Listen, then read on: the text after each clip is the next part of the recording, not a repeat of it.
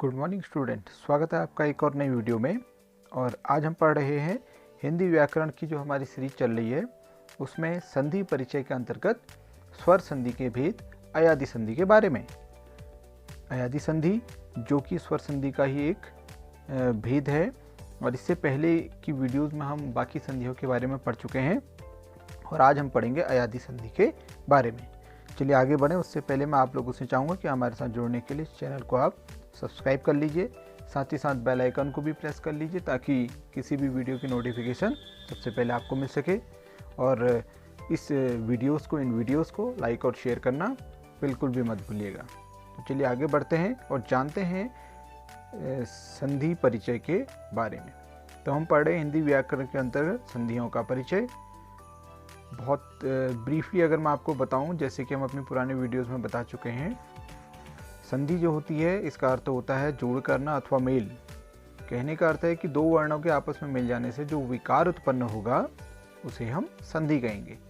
जैसे हिमालय शब्द बनता है हिम और आलय को मिलाने से, प्रत्येक शब्द बना है प्रतिधन एक के मिल जाने से। तो इसी प्रकार से हम पढ़ रहे हैं स्वर संधि के बारे में, स्वर संधि के जो प्रकार हैं उनके बारे में। स्वर संधि जिसे अच संधि भी कहा जाता है और अच में सारे के सारे स्वर आ जाते हैं। अच एक क्या है? प्रत्याहार।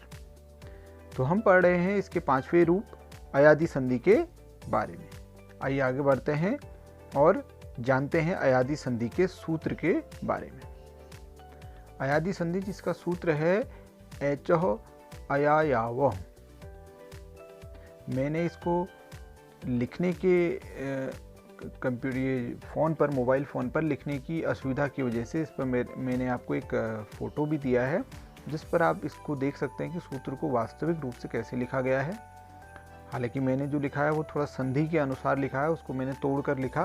तो एचः हो गया अय अय अयवा यावः, आगे का सूत्र बन जाता है। अब हम इस सूत्र को समझ लेते हैं। सूत्र को समझें इससे पहले मैं थोड़ी सी परिभाषा को हम जान लेते हैं, क्योंकि इससे आपको आसानी रहेगी सूत्र को समझने में। देखिए अयादि संधि की परिभाषा क्या कहती है? जब ए या आई अथवा ओ या औ के बाद कोई असमान स्वर आता है, असमान मतलब इनके समान नहीं होना चाहिए, तो ए के स्थान पर तो अय हो जाता है, आई के स्थान पर आय हो जाएगा, ओ के स्थान पर औ हो जाएगा और औ के स्थान पर आव हो जाता है। कैसे? थोड़ा सा इसको और आसानी से समझ लेते हैं। देखिए, यदि ए के बाद कोई असमान स्वर आएगा, किसी शब्द के अंत में, किसी शब्द में अंतिम वर्ण जो है स्वर के रूप में क्या है? ए है, और उसके बाद कोई असमान स्वर आ रहा है तो उस ए की जगह पर आ जाएगा आई। इसी प्रकार से अगर आई है अंत में, उसके बाद कोई असमान स्वर आ रहा है तो उसके स्थान पर हो जाएगा आई। ओ है, ओ के बाद कोई असमान स्वर है तो उसके स्थान पर हो जाएगा औ। और औ है और उसके बाद कोई असमान स्वर है तो उसके स्थान पर हो जाएगा आव। कैसे समझेंगे इसको? देखिए, अगर हम कुछ उदाहरणों की मदद से समझें तो आसानी से समझ पाएंगे, लेकिन उससे पहले थोड़ा सा इसके सूत्र को समझ लेते हैं। मैंने आपको बताया अयादि संधि का सूत्र एचो अयवा यावः होता है। अब इसको अगर हम समझें तो देखिए, इसमें मैंने इस सूत्र को दो भागों में बांट दिया है। कौन कौन से दो भाग? देखिए, एच आगे से तो इसमें एच जो लगा है वो एक क्या है? प्रत्याहार है, एच प्रत्याहार। प्लस अगर उसके बाद कोई असमान स्वर आता है तो उनके स्थान पर अयवा यावः हो जाता है। एच प्रत्याहार जो है इसमें ए आई ओ औ आता है। प्रत्याहारों के बारे में जानने के लिए आपको माहेश्वर सूत्र वाली वीडियो देखनी चाहिए, इससे आपको प्रत्याहारों की जानकारी मिल जाएगी। तो एच प्रत्याहार जो है इसमें एओन और औच होते हैं, दो सूत्र होते हैं। इसकी मदद से ए आई ओ औ जो चार वर्ण हैं, चार स्वर हैं, ये एच प्रत्याहार के अंतर्गत आते हैं। इसके बाद कोई अगर असमान स्वर आता है तो वो जो एच होता है उसके स्थान पर क्या हो जाता है? अय, अव, आय और आव हो जाता है। मतलब ए के स्थान पर तो अय हो जाएगा, आई के स्थान पर आय हो जाएगा, ओ के स्थान पर औ हो जाएगा और औ के स्थान पर आव हो जाता है। ये वो सूत्र कहता है। थोड़ा आपको समझने में असुविधा हो रही होगी तो चलिए कुछ उदाहरण देख लेते हैं। उदाहरणों से आपको ये आसानी से समझ में आने लगेगा। क्या उदाहरण है देखिए। जैसे पहला उदाहरण है ने धन अन बराबर नयन। कैसे बना? देखिए ने में एक ही मात्रा है अंत में और उसका जो मेल हो रहा है, जो मिलान हो रहा है, संधि हो रही है, वो अन अर्थात औ के साथ हो रही है। तो मैंने बताया था कि जब ए के बाद कोई असमान स्वर आएगा तो उसके स्थान पर अय हो जाता है। तो ने धन अन बराबर नयन, अय हो गया। देखिए नौ के साथ अय का उच्चारण हो रहा है, एक ही मात्रा अय में बदल गई, तो ये हो गया नयन। ने धन अन बराबर नयन। दूसरे उदाहरण को समझ लेते हैं। देखिए ने धन अक बराबर नायक। नायक को अगर आप तोड़ेंगे, इनको विच्छेद करेंगे तो आप पाएंगे ने धन अक होता है। अब देखिए ने में क्या है? अय की मात्रा है। अक में है औ, असमान स्वर। अय का असमान स्वर के साथ मेल होने पर आय हो जाता है। तो ने धन अक बराबर नायक। आ का उच्चारण आ रहा है, यो आ रहा है, आय नायक। ने धन अक बराबर नायक, अय धन असमान स्वर बराबर आय। चलिए एक तीसरे उदाहरण से समझते हैं। पो धन अन बराबर पवन। पो में ओ की मात्रा है, अन में औ है, तो ये दोनों जब आपस में मिलते हैं तो ये हो जाता अव। ओ धन असमान स्वर होने पर अव हो जाता है। तो जब पो के साथ अन मिला तो वो बन गया अव, ये हो गया पवन। अव का उच्चारण आ रहा है, पवन। ऐसी ही एक और उदाहरण देख लेते हैं। पौ धन अक बराबर पावक। पौ में औ की मात्रा है, अक में औ मतलब असमान स्वर है, तो मिलकर बन गया आव। तो देखिए पौ धन अक बराबर पावक, आव का उच्चारण हो रहा है, देखिए पावक। तो इस प्रकार से आप समझ सकते हैं कि अयादी संधि ये कहती है कि जब कभी भी ए, ऐ, ओ और औ के बाद कोई असमान स्वर होगा तो उनके स्थान पर क्रमशः क्या हो जाता है?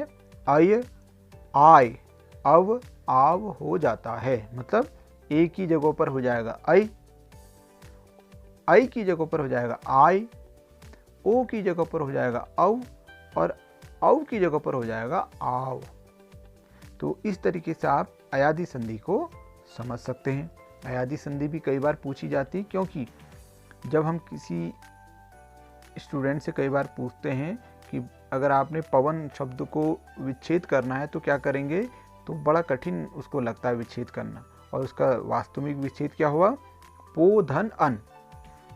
और अगर आपको अयादी संधि के बारे में जानकारी नहीं है तो आपके लिए बहुत अटपटा सा होगा कि कहाँ पो में ओ की मात्रा है और अन से मिलकर बीच में वो आ गया। तो ये कैसे हुआ? अयादी संधि के सूत्र की मदद से। इस प्रकार से हम इसको समझ सकते हैं। चलिए आगे कुछ अन्य उदाहरणों से इसको और समझ लेते हैं। जितने उदाहरण आप बनाएंगे उतने आसानी से आपको संधियाँ समझ में आएंगी। चलिए कुछ और उदाहरण समझते हैं। तो देखिए अन्य उदाहरण क्या कहते हैं। जैसे मैंने आपको बताया था अयादी संधि का जो सूत्र होता है एचो यवा यावह होता है। एच प्रत्याहार अय, अव, आय और आव में बदल जाता है। जैसा कि लिखा भी देखिए, जहाँ ए, ऐ, ओ, औ के पश्चात जोड़ने पर कोई सवर्ण आता है, मतलब इनके समान ना हो, असवर्ण आता है, तो ए का क्या हो जाता है?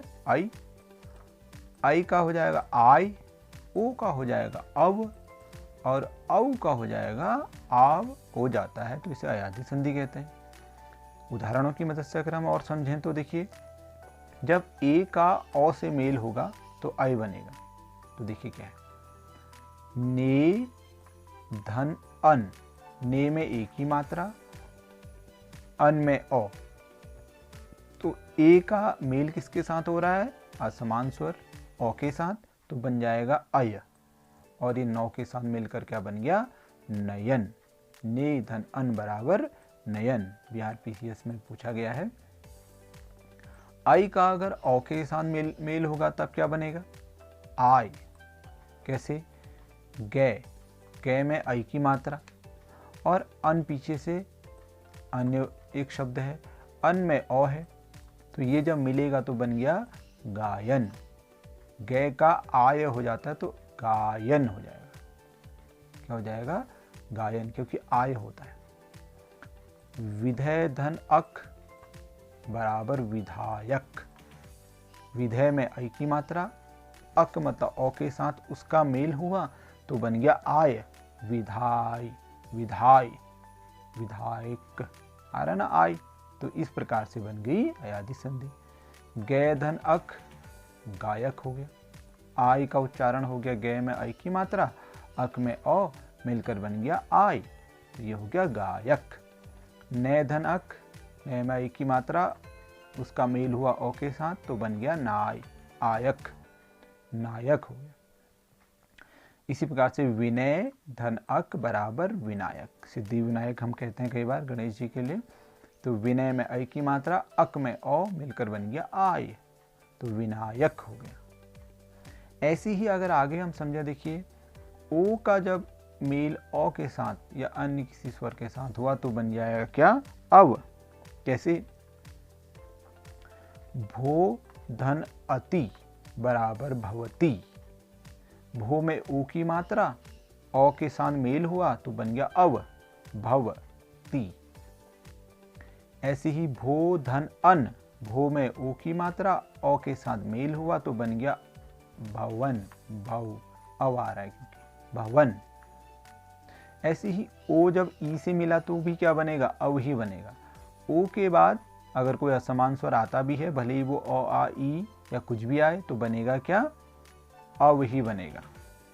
तो ओ का जब ई के साथ मेल हुआ तो क्या बन गया, देखियो पो धन इत्र। पो में ओ की मात्रा, इत्र में ई हो गया, मिलकर बन गया अव, पवित्र। इत्र का ई रहा और ओ किस में बदल गया, अव में।